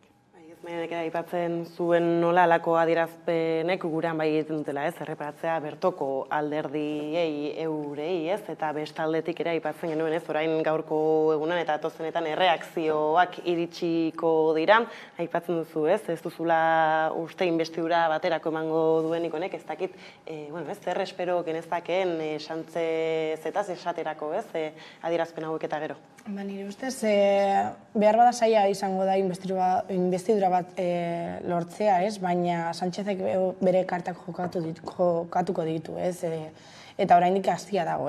Puigdemont esan dau negoziazio hipotetiko bat egongo balu, eta azkenean ez dakit lortuko duten negoziazio hori egia bihurtzea, Puigdemont eskatu duen guztia ez da lortuko, edo behintzat ez Pedro Sánchezetik, relator edo mediatzaile bat egongo da. Eta bebai behar bada, politikalen guztiak kopetzeko, bai, lege edo behintzat proposamenak egongo dira, baina amnistia lege bat ez dut uste. Eta besta, Puigdemont eskatu dago, independentismoaren arka dagoen bide judizial guztiak horiek kentzea, eta hortaz, Puigdemont bera Espainiara itzultzeko moduan egongo zala, edo behintzat hori eskatu dago, behar bada hori bai, azkenean independentismoaren edo independentisten errepresio hori nire ustez Pedro Sánchez bukatu beharko du, azkenean 2018an gertatutakoa ez da estatu demokratiko baten zilegia, eta hori Pedro Sánchez badaki, eta Katalunian normaltasuna edo demokrazia berreskuratzeko hori oso garrantzitsua izango litzateke, baina amnistia lege bat ez dut ikusten alderdi sozialistan eta besta gobernu honen edo bai PSOE eta Sumarren gobernu baten barruan. Oso zaila ikusten dut bai. Eta ze paper uste duzu joka dezakela guzti honetan Sumarrek berak, lehen ere aipatzen genuen nola atzoko egunean Yolanda Díaz batu zen Puigdemontekin, guztio geunden zainez aste artea iristera ikusteko, ea pentsaureko honetatik zer aterako zen, baina atzokoan hor liskar batzuk medio, Yolanda bera izan zen bertaratu zena. Atzokoak interesa dauka bi zentzutan. Bata da, Puigdemontek berak eta atzerriak eta Kataluniako ordezkari atzerriratuek eta epaituek eta oraindik ere milaka dira, epaizai eta zigorzai daudenak, edo zigorraren menpean. Horiek ikusi dute modu harrigarri batean, eta premia behartu ditulako, ez da, Yolanda Díaz eta berek, eta PSOE bera, ez da. Ikusi dute modu harrigarrian gobernu horren diskursoa pasau dela, laster ekarriko du Puigdemont gartzelara esatetik, gogoratu, Sánchezek hori esan zuen, aldiz orain, berarekin zuzenean elkarrizketa egitera eta agertzera gainera Europako Parlamentuan presidente orde bat Puigdemontekin. Horrekin noski legitimatu egin du Puigdemont, politikari bezala, beharrik bazuen, ez zuen horren beharrik, baina gobernua berak, gobernu Espainiarrak legitimatu egiten du zeharka bada ere, Puigdemont da bere jarrera eta gainera bihurtzen du elkarrizketa politikoaren, oraindik ez negoziazioa, baina elkarrizketa politikoaren sujeto garrantzitsu, ez da? Nik uste hori importante izan dela dudarik gabe. Orain, bigarren kontua da, Yolanda Díaz bera eta Sumar, ez da? Yolanda Díaz egin du bere aldetik, nik uste atzo egin duela propaganda ekitaldi bat bere formazio berriaren alde, non problemak dituen gainera barruan, Podemos baztertzen ari da, Puigdemoni lekua egiten dio bitartean, nahikoa paradogikoa da hori, ez da? Baina propaganda ekitaldi bat egin du, bere presentzia baliagarria politikan bermatu nahian, ez da? Baina Yolanda Díaz ez da elementu erabakigarria horretan. Batez ere PSOE izango da, eta Sánchez PSOE berak arazoa ditu, Felipe González gaur korrika atera da esanez, ez amnistia, ez autodeterminazioa ez direla Konstituzio Espainiarrean kabitzen, ondo ez du neurtu behar bada, hortik ateratzen den ondorio, orduan kabitzen ez dena da Katalunia, Konstituzio Espainiarrean, ez da? Hola da, baina, bueno, ez du horraino eraman diskursoa. Edo zein kasutan, PSOEk, Puigdemontek argi esan du, ez dago baldintzarik, negoziazio bat egiteko, hasteko ere ez dago baldintzarik. PSOEk sortuko ditu egun gutxitan, edo 3 hilabete izango ditu gutxi gora bera, hori egiteko. Sortuko ditu 3 hilabetetan baldintzak, amnistia deitu edo bestela deitu, autodeterminazioa deitu edo bestelako konpromiso bat, Kataluniari bide politikoak onartu, sortuko ditu baldintzak 3 hilabetetan, edo sortuko ditu bideak baldintza horiek geroago sortzeko, nik uste Puigdemontek hor ondo egin duela gauza bat ez du eperik jarri ditu baldintzak, jarri du arazoa bere sakonera osoan. Euskal Herrian ezein partido politikok egin ez duena bide batez esan da. Berak bai, jarri du arazoaren sakonera, bere sakonera osoan mai gainean. Eta esan du, hemen hau da konpondu behar dena, eta bideak izan daitezke baldintza sortzea horretarako. Ez du eperik eman, horrek esan nahi du, gerta daitekela ere adibidez, modu taktikoan apoio bat eman gobernuari, baina gero gobernuari baldintzatua gelditzen da bere legaldi osoan, ea bide hori egiten duen edo kontrara, ez da? Nik uste dut jokoa badagola, aukerak badaudela, orain estio bat ere merke jarri, Sánchezi bidea ikusiko dugu. Pentsa Sánchezek bere egunean eta orain gutxira arte PPrekin batera jokatu duela errepresioan. Eta errepresio horren biktima, Puigdemont bera izateaz aparte, milaka katalan direla gaur egun, ez da? Asko dago gorre egiteko. Gainera, horatu behar dugu ere justu astebete barru dia da izango dela Katalunian, ez? Horrek bertan hartzen duen garrantziarekin, eta justu independentismoa bera bere honetan ez aurkitzen ez den une batean, ez? Gainera hor bada ere Junts eta Errezen arteko distantzia, justu atzoko egunan oker ez banaiz bere Aragones Kataluniako presidenteak esaten zuen, ez? Oraingo honetan bai gerturatuko zela mobilizaziora Espainiari, ez? Kasu honetan Pedro Sánchezi agian zuzenago presioa egiteko, ez dakit zer espero genezakeen edo balioko duen. Bai, eszenario honetan zentzua dauko, ez? Biak batera, bai Errez eta bai Junts elkarrekin joatea diadara, ez? Zenbat, Aragones esan dau, ez? Zenbat eta gehiago izan, orduan eta indar handiagoa egongo da, ez? Eta nire ustez eszenarioa bikaina da hori lortzeko, bai Madril eta bai Espainiaren, ez dakit aurka, baina behintzat, mai gainean euren eskakizunak jartzeko, ez? Baina, bai, bueltatzen esan duguna, ez? Nire ustez, hauteskunde hauek, bai, alderdi independentistei, bai Euskal Herrian eta baita Katalunian, indar asko eman die, ez? Eta behintzat mapan kokatu die, ez? Eta onjalazte batzuk, ez? Feijóo bai saiatu zen Juntzekin elkarrizketa bat eukitzen, eta bai akordio batera heltzen, ez? Eta ezin dugu ahaztu, ez? PP-rentzat Junts beti izan da golpista batzuek, edo Puigdemonten aurka egon da beti, ez? Eta zelan diskurtsoa aldatzen joan dira, ez? Nahi dutena lortzeko. Sánchezekin bai zehozer antzekoa gertatzen da, ez? Hasiera batean, Kataluniaren kontra agertu dute kristoneko errepresioa, bai lehenengoko urriak batean ikusi izan, ez? 2018an, eta orain, geroz eta lasaiago daz, bai gobernu bat lortzeko. Eta behar bada, bai, egongo dira behintzat pausoak ematen, bai Puigdemont eta baita Junts alderdi osoa konbentzitzeko berriz bai botoa emateko. Naiz eta hori izan, behar bada independentismoaren alde edo behintzat pausu bat ematea. Baina inbestidurarako saio hori, ez? Hilabete bukaeran du bere data jarria, ez? Orain arte bazirudien, ez? Sánchez bera eskutatuago zegoela eta Feijóoren, adierazpenak eta haren bilkura zein deiak ez egin dira protagonista gehiago hor agenda politikoa ere, ez? Bete egin behar da agertu zen ere, ez? Bere proposamena nola ez 2 urtez gobernatzeko eta ero berriz ere hauteskundeak deitzeko, ez? Atera bidea izan daiteke hori Sánchezen taldearentzat? Ez, hori bera ez. Eta nik uste, hori kalkulatzeko eta aurretik pronostikoak egiteko kontuan hartu behar da oso modu zehatzean zein den egoera Katalunian, ez da.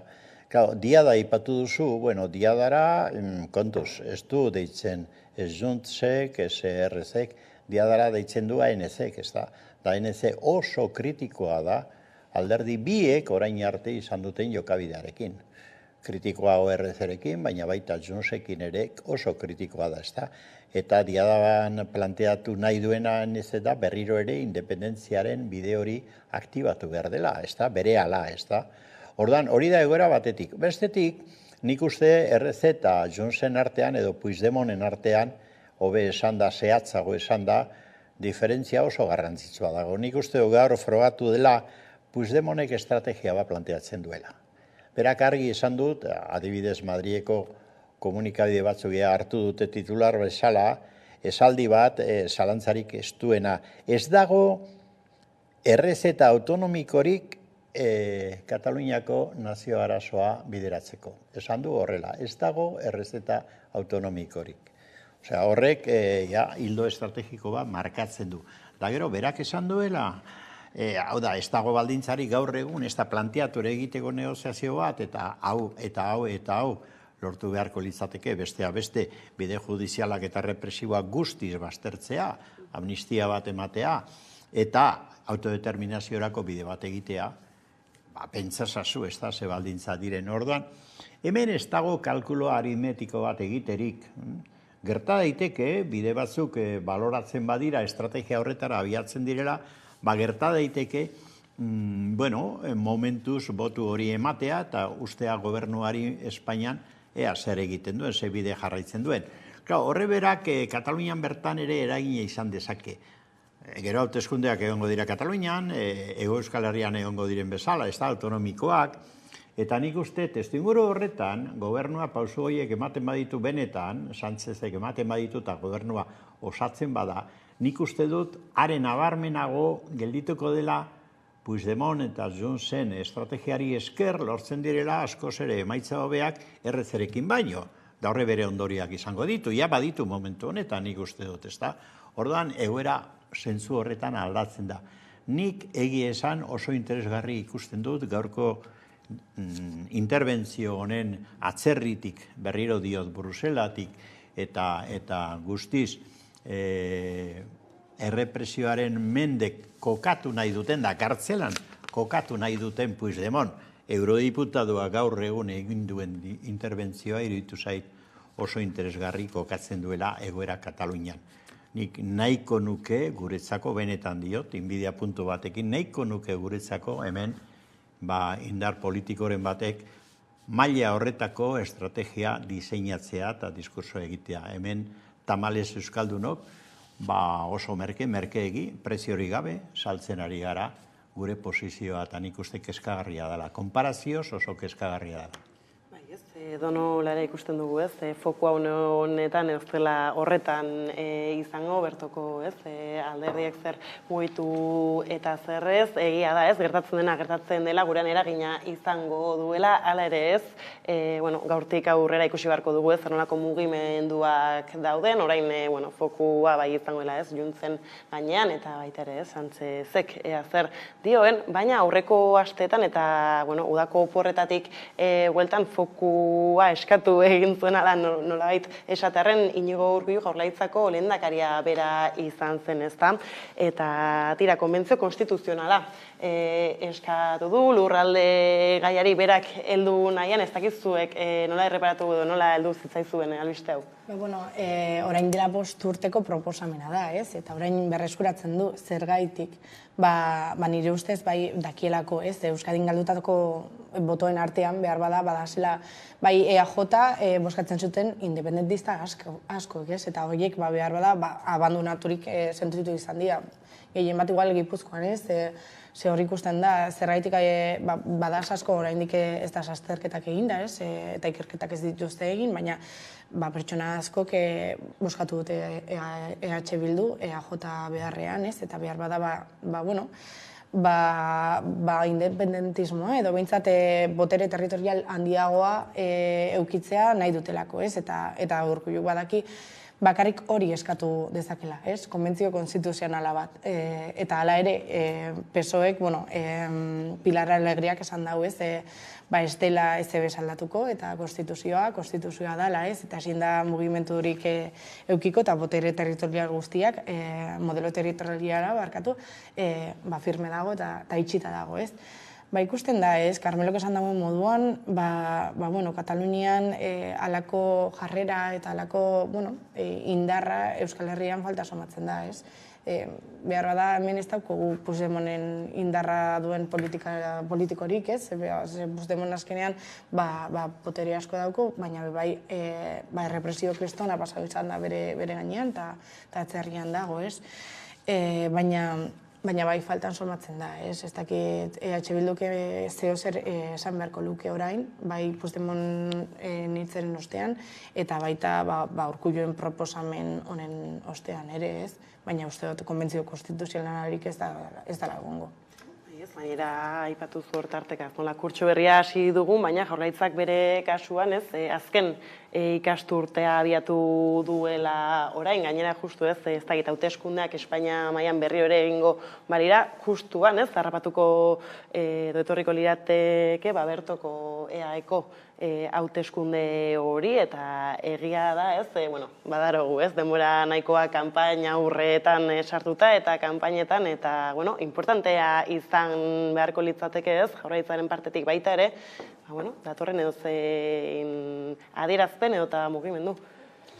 Bai, izan beharko litzake, baina egin dena benetan diotzut barregarria da seriotan diote, barregarria da Urkulluren jarrera eta esan duena. Nik harridura puntu badaukat, komunikabideetan batez ere, ze jarrera akritikoa, da ze kritika falta, ze ikuspegi kritikoaren falta dagoen komunikabide publikoetan. Hau agertu zen lehenengo ETB-en, oker espanago, eta gero El Paisen egin zuen artikulu bat sinatua Urkulluk, ez da? Claro, Urkulluk izatea, baina aintzat hartu behar da hori, Urkulluk esaten duelako, esan edo, eta broma bada, begira. Konbentzio konstituzionala proposatzen du niego nintzen aztertzen, ez da? Eta ikusten hor zer den mamia.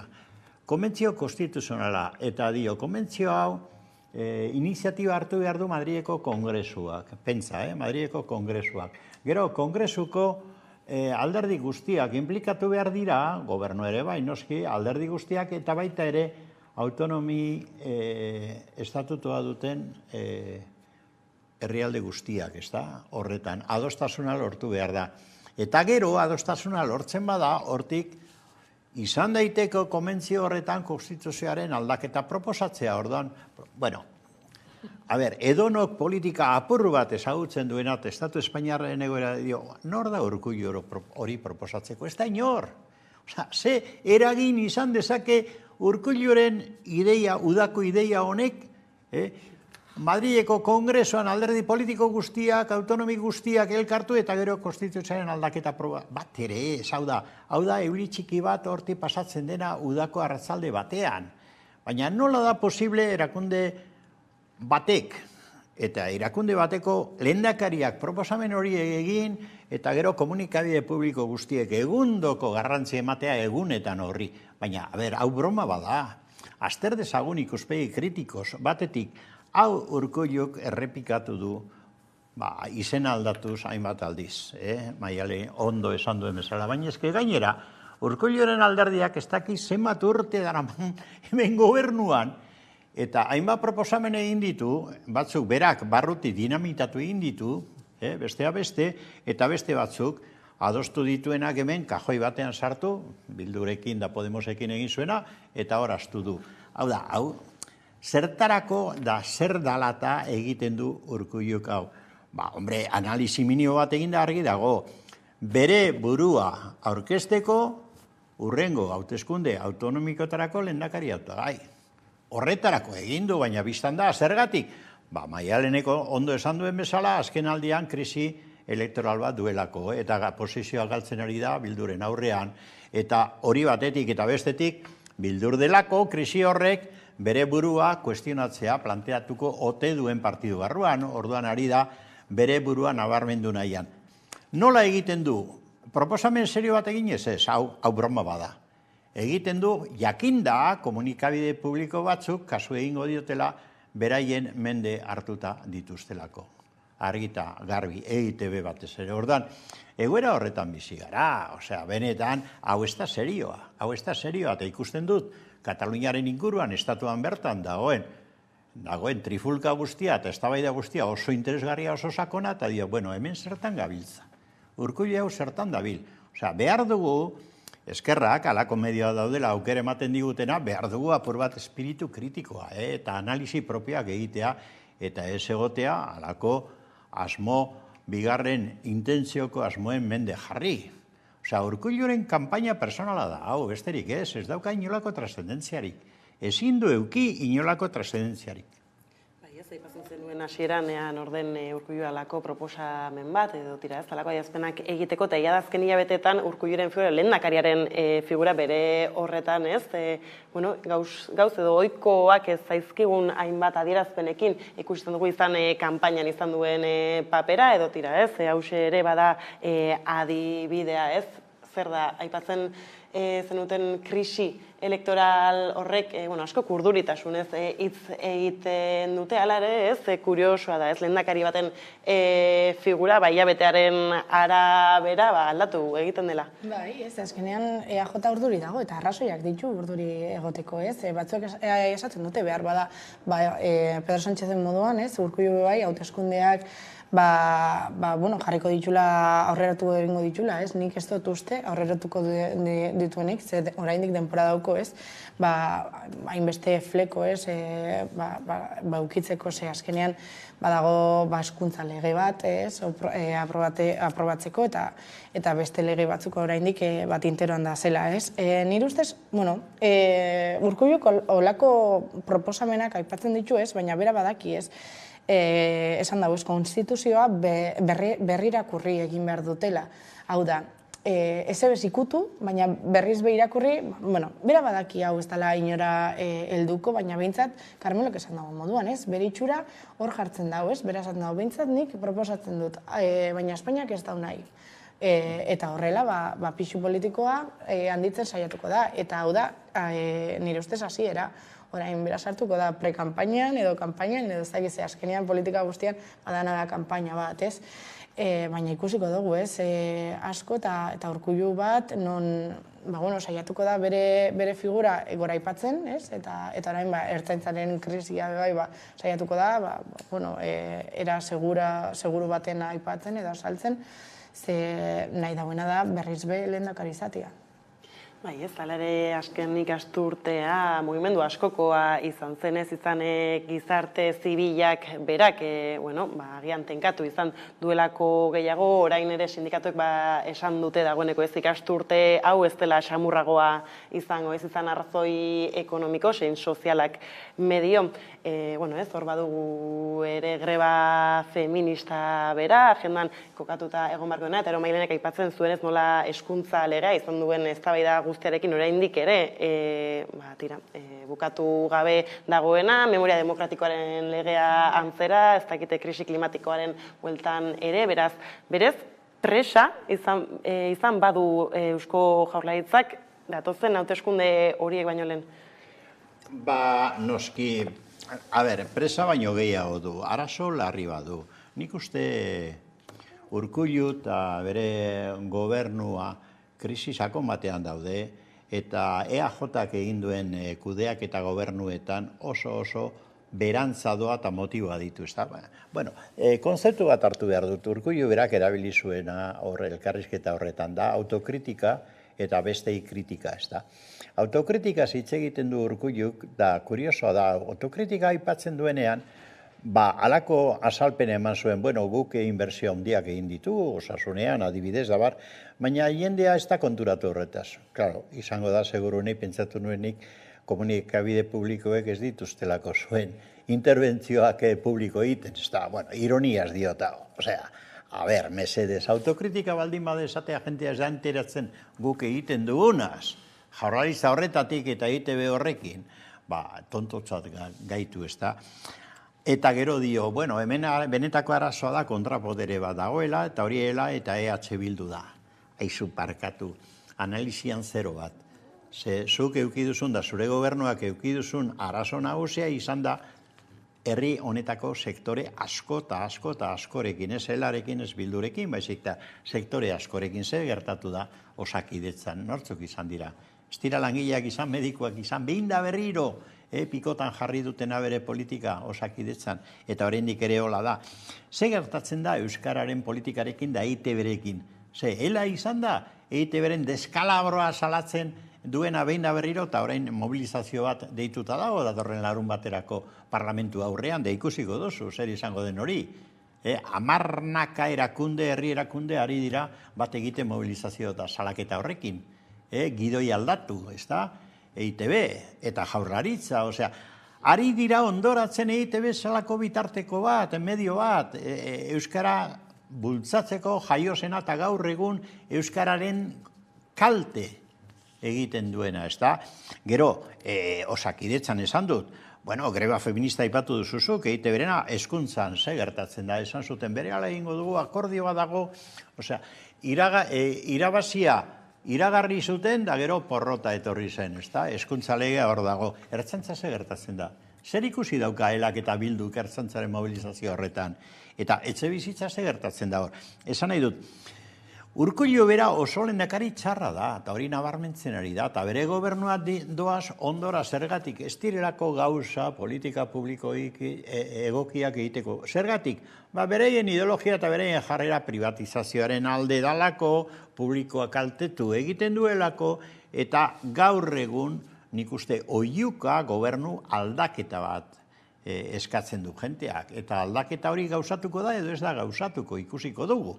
Baina biztan da EAJak eta Urkulluk arazo handi bat daukatela, ez Ela eta Bilduren aurrean, herri honetako jentearen aurrean daukate arazo handi bat.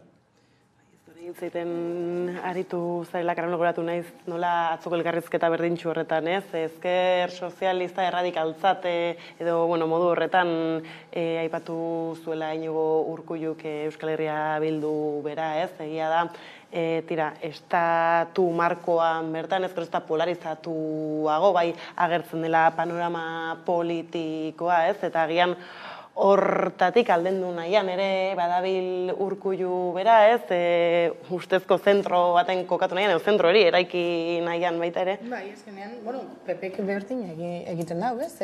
Azkenean Peperi Vox existitzea mesede egin dio, ze bera da zentroa, supuestamente, ez? Eta bai, zentzua dauko Urkulluk hori egitea, ez?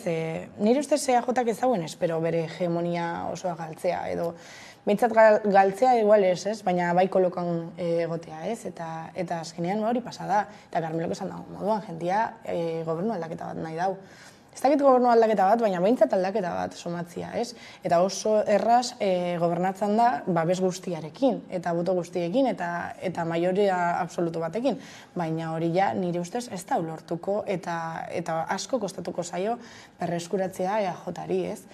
Ez da bakarrik enpresarioek euren alde egitea, jendea ja esnatu da, kaleetan dago, eta bai Osakidetzan, eta bai langile gatazka guztietan argi dago ez, aldaketa somatu nahi izan dute, eta bai gero hitz egingo dugu etxebizitzen presioa, eta bai hipoteken berrien presioa buruz, ez, ikusiko da, ez zelan hainbat eta hainbat pertsonek ezin dutela ez etxe bat erosi, ez da daukotenak ordaindu ere, ez, eta azkenean justo eszenario honetan Urkulluren figura kolokan dago, eta hori errealitate bada. Ez justu lehenxago elkarrizketa nagusian, ez, izan dugu izpide, ez, gizarteak eraldaketarako duen beharra eta zelako oztopoak agertzen zaizkion, ez, eta nola, kasu honetan, ez, indar politikoek ez da nola esan ez, modu kontserbatu batean eutsi nahi diotela gizarte ereduari, baina mundu mailan ere ez, kolapso ez hitz egiten da, eta horri heldu egin behar zaio, eta gurea badirudi ez, adibide argi bat badela. Heldu behar zaio, dudarik gabe, ez da? Baina, klaro, alako lehendakarioa daukasunean eta alako azterketak egiten dituenean hain nabarmen okerra faltzuak eta bigarren intenzioa daukatenak, klau. Zuk esaten zenuen orain, ez da? Urkullu dio, klau, eske euskal sozialismo radikala da bildurena, klau. Ulertu behar da, beraiek ohituta daude beste sozialismo batera, ez da? Felipe Gonzálezena, Patxi Lópezena, hau da, hain lagun eta hain adizkide egin dira ze, ez dira konturatu hori sozialismoa ere ez dela, eta desde luego euskal, ez da? Hori, baina aldiz, beraien muleta izan da, hemen benetako arazoak hartzeko, kontuan hartzeko eta aurre egiteko, ez da. Hori da kontua, klaro, zein da Urkulluk maite duen sozialismoa, ez da? Bueno, laguntzen diona, gobernu horri eusten naiz da, jente gehiena, ondo esan duzun bezala, erabat nekatuta dagoen politika horiekin, eta nahi du aldaketa sakon bat, ez da? Batez ere politika publikoetan, eta euskararen ingurukoan zer esanik ez. Orduan, klaro, formula hain zarkituak, hain errepikatuak, hain inosoak konbentzio konstituzionala Espainian, hemendik berak Urkullu diolako egingo da, esan nahi dut. Bueno, benetan ez dauka izenik horrek, ez da, inosokeria horrek, ez da. Espada autopropaganda bezala. Nik uste eskaudela bat ere ondo, zuk esan duzu orain, hemen arazo asko kontrolitik kanpo daude, hola da, eta oso larria da kontrolitik kanpo egotea arazoiek, bestea beste aldaketa globalarena, eta hor egin behar den klimaren inguruan daukagun krisi nabarmena berriro uda honetan, ez da, pasan egunotan, eta hartu behar diren politikak, eta norabide aldaketa sakon bat egin behar da, ez bakarri politika publikoetan, baita ere hildo estrategikoetan, ez da. Eta, klaro, alako gobernuek ez dira gauza. Ze lotura dauka Urkulluren gobernuak, Iberdrola eta Endesa, alako multinazional horiekin erabat inplikatuta daudena krisi klimatikoan, ez da? Ze lotura dauka oraingo kapitalismo globalarekin, ze menpekotasun dauka, horrek gauza asko esplikatzen du. Nola egingo du, alako hildo politikoa daukan gobernu batek nola egingo dio aurre gaur egungo krisiari? Ez da gauza egiteko, alderantziz, laguntzen du krisi egoera sakontzen. Eta nik uste hori oso serioa da. Da zer esanik ez nazio mailako krisia, ez da? hemen daukagu espantuzko krisi bat Euskal Herrian. Euskal Nazioa dauka espantuzko krisi bat. Eta krisi horretan aurrera egin ordez atzera egiten ari gara, Euskaldunok. Eta hori esaio soluziorik ematen. Joaten dira nora eta Madrilera konbentzio konstituzional. Mesedez. Da Euskal Herriako ze proposatzen duzue. Ez dago proposamenik. Osea, PSOE-ri ustea gobernuan Nafarroan adibidez baldintzari gabe, ez dut bakarrik aipatzen EAJ, Bildu ere bai, Osea, mesedez, estrategia bat behar dugu. Puigdemontek gaur agertu du estrategia bat, zein da gurea? Zein da Euskal Herrirako estrategia? Bai, ez, eta kontu guzti hau eta zitzeiteko izango tartea aurreago ala ere, ez? Argi geratzen badabilena da, zentzu ezberdinetan kurtso hasi bai, baina guk herritarrok horretan erronka berdinekin hasten dugula kurtsoa bera, ez? Eta orain politikatik ekonomiara begira da pasatuta, naiz eta lotuta beti bakigunola guztia badagoen, ez? Hortxe badaukagun, erosalmenarekin arazo potolo bat gurean, ez? Esaterako ez dakite elikagaiak etortzen zaizkite batean burura, ez? Bazirudien Ukrainako gerrak eztanda egin zuenean berriz ere ez guztia, horretara fokoa hor bideratzen zela, zerealik ez dago, ez dakite olioarekin ere arazoak ditugu, hala ere, espekulazioan ez da jarri fokua eta argi badagoena da, ez? Elikagaiek esaterako goraka jarraitzen dute prezioari dagokionez, baina gurean poltsikoek antzera. Bai, hala da, ez? Azkenean inflazioa produktu guztietan igo da, ez? Eta batez be, bai etxebizitzen presioan, ez? Asko garestitu dira. Eta egia da, adibidez, hipoteka berrien kopurua 14% txikitu da, eta hori zer ari da, jendeak ezin dagoelako etxe bat erosi. Eta bankuek ja interes finkoko produktuak ez dituztela ematen, hori guztiz ezabatuta dago, ez? Lehen behar bada, jala 2 urte adibidez, posible zan, 1% interes maileguak lortzea, baina orain ja 1,3an eta 1,4an daz. Eta hori gertatzen da inflazioagatik, ez? Ni adibidez, oraindik ez dute etxe bat erosi, ez? Eta 29 urte ditut, eta ez dakite erosiko dituzten aurrengoko 5 urteetan gutxien, ez? Eta alokairua egia da, faentzan urtean, baino hemen Euskadin, 6,3 garestitu da. Eta Bilbon 4,6 eta Donostin 11,4. Ja Donostin oso garestia zan alokairu bat eukitzea, baina imagino orain, ez? Eta hau geroz eta gorago dago, ez dakit noiz helduko da, ez? Burbuia noiz akabuko da, ze azkenean dana goraka eta bitartean soldatak kongelauta da, ez? Eta hori arazo oso larria da. Ez, hipotekak aipatu dituzu tarteka, egia da hipoteka bat kontratatzea izugarri garestitu dela azken urte honetan horrek moteldu egin du etxebizitzen merkatua bera, eta justu kameraren beste aldean dugu Niko Kuenka ekonomista, gai honi heltzeko eta behintzat ez klabeak zeintzuk diren gure ganatzeko, ondo etorri gurera, Niko?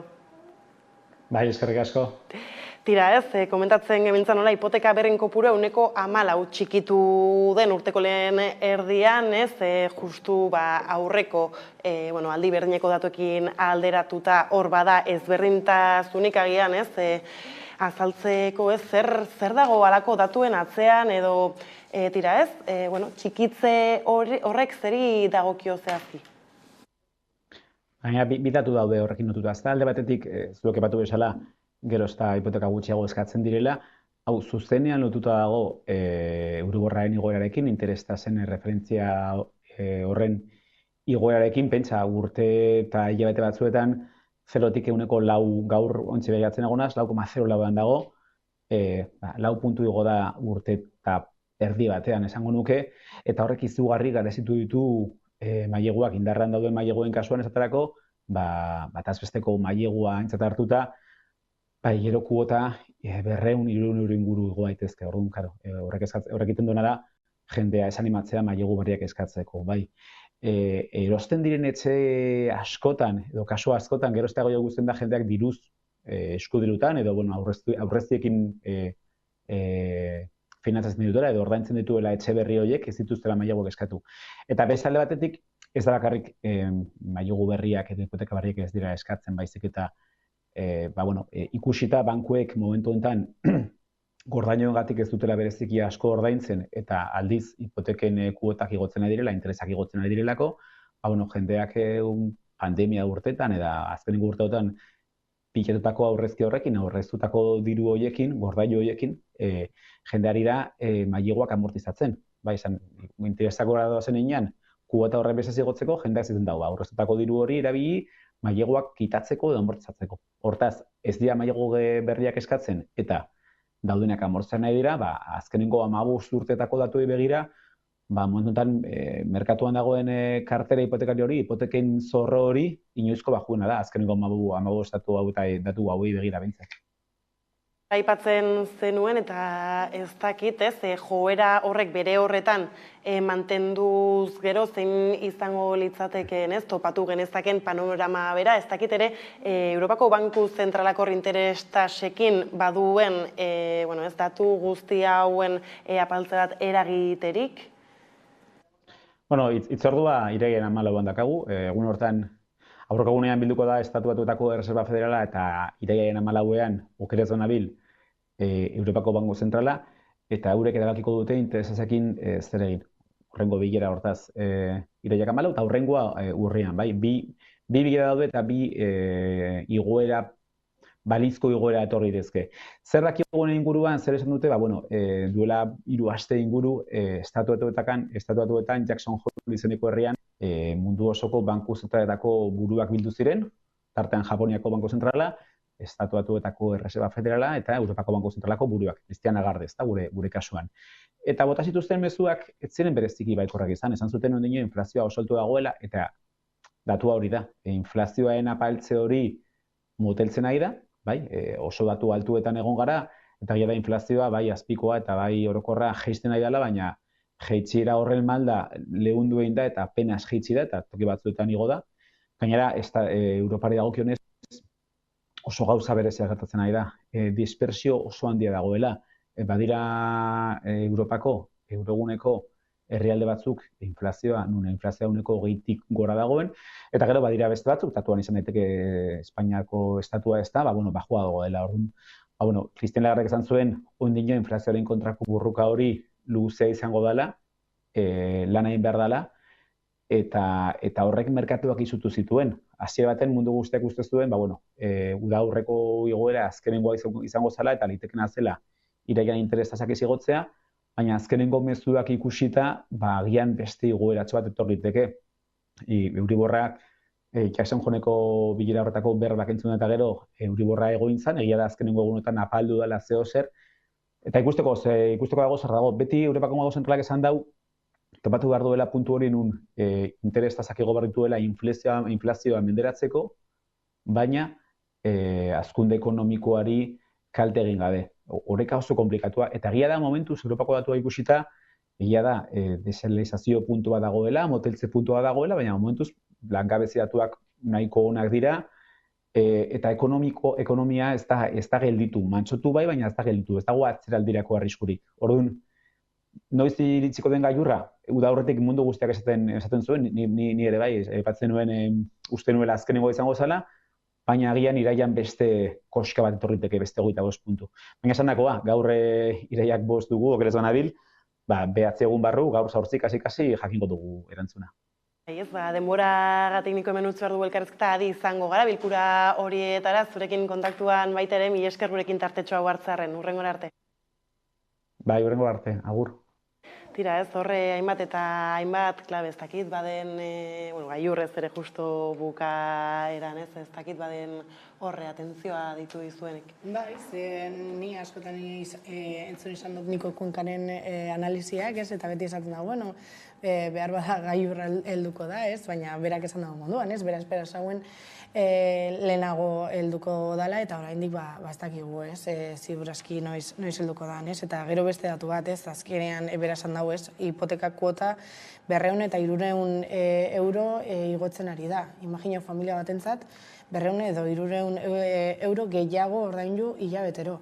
Ez, zer suposatzen dagoen, ez? Eta hori errealitate bada, eta egunero bizitzen eta pairatzen duten hainbeste eta hainbeste familia. Eta hori oso latza da. Gainera egia da, ez? Azken denboretan Espainiako gobernuak ere, ez? Neurri batzuk ezarri izan dituela hipoteken asunto guzti hau leuntzeko alere eraginik bere horretan, egoera alaxe dela ikusita ez daukate. Hor, ze gertatzen da, ari gara berriro ere azterketak egiten sistema honen logikaren barruan, ez da? Niko Kuenkak informazio ona eman du, nik uste dut oso interesgarria, batez ere mundu mailan egin den gailur hori, banku sistemen gailur hori estatu batuetan, eta nola ze analizi egiten duten inflazioa oraindik altu dago, eta borroka luze izango da, eta bar. Baina arazoa dago urrengo pausoan, hau da, ze politika egin behar da inflazioaren kontra. Eta hor, beti alde bakarra zigortzen da, eta da, herritarzeak nola behit esan, beste dirua garestitu egiten zailako kreditu bat behar duten entzako, pisu bat erosi edo alako entzako, ez da? Hau da, garestitu egiten da. Beraz, intereskotak igo egiten dira hori entzat. Baina zergatik ez dira beste politika batzuk aplikatzen, adibidez zerga politika aldatu.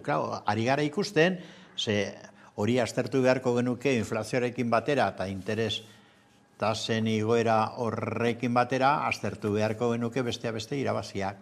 Hau da, bankua beraiek eta energia sektoreko enpresak eta ze irabazi maila daukate.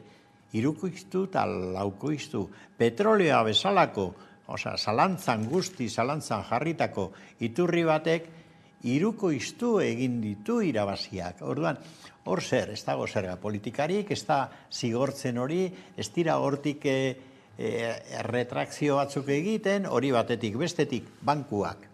Dio, interestasak igo egiten dituzte, hain zuzen ere, etxeak erosteko, ez da? Bale, eta nik dirua daukat arrestuta banku batean, eta ze interestaz ematen diaten eri, zero. Ez dituzte igotzen, hain zuzen ere aurrezkien interestasak. Orduan, klaro, jendeari batetik interestasa, beraie prestatzeko dirua, igo egiten dizute interesa, da zure dirua hor bankuan dagoena horrek ez dauka interestasari. Hori guztia, plantea daiteke, kuestiona daiteke, edo ez. Beti hemen esan behar dugu banko zentralek egiten duten politika finanziero hori onartuz gure kalterako dena, eta gure mesederako ezin dugu planteatu ez aldaketa fiskalik ez ere aurrezkien interesak igotzea. Nik uste galdera horiek planteatu behar ditugula, ez da? Eta txarrenean badirudi egoerak epe labur eta ertain batean maintzat aldaketarik ez duela izango. Bai ez, niko esan da moduan, irailaren 14an banku zentralek bilduko dira, eta ikusiko dugu zen motadako neurriak hartzen dituzten, hartzen badituzte. Ez, eta horren zain egongo gare, baina nire ustez ez, bai gizartean edo familia xumeetan ez dugu desberdintasunik pairatuko edo sentituko, azkenean zuk aipatu duzu moduan, ez? Bai, Espainiako gobernuak neurriak ataratzen ditu, ez?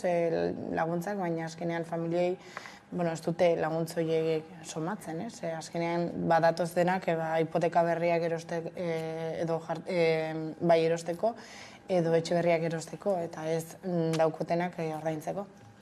Ez bati, esaten diaten ez hemen utzi behar dugu gaurko solasaldia, aipatu ditugun guztiek jarraipena izango dute ziur, beraz eskerrik asko gaur gurekin egotarren, Mailen eta Carmelo, hurrengo arte, eta orain jarraian eguneko albiste